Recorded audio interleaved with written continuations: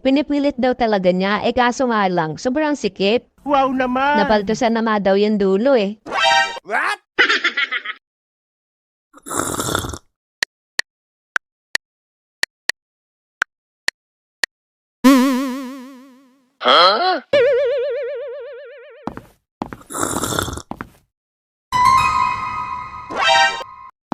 Bruh.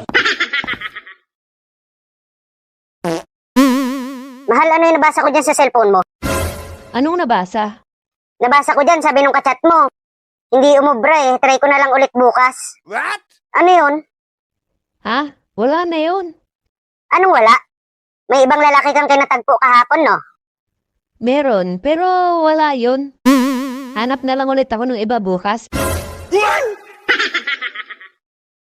Aba, talagang hanap ka pa ng panibago? Oo, susubukan ko humanap ng panibago. Pero gamag-alala, wala lang yun. Sigurado ka? Bakit sabi niya, susubukan ko ulit bukas? What? Kasi nga, pinatry ko sa kanya. Kaya lang, masikip, hindi kasya.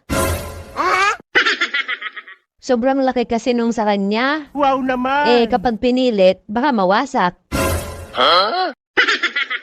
Sabi ko nga sa kanya, baka naman kaya kung pipilitin. Sabi niya, pinipilit daw talaga niya, kaso nga lang, sobrang sikip. Wow naman! Napaltusan na nga daw yung dulo What?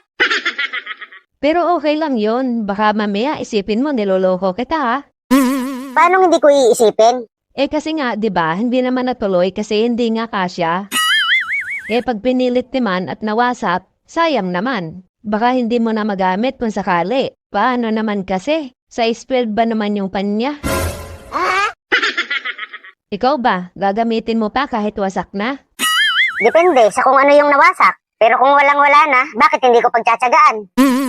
Pasensya ka na ha kung di ko agad nasabi sa'yo. Kasi wala na tayong panggastos Kaya nagbaka sakali ako. Alam mo na, kumita man lang kahit konti. Kaso nga, yung kausap ko, sabi ko nga sa kanya, baka naman pwedeng pilitin. Ibuka mo pa ng konti para maipasok.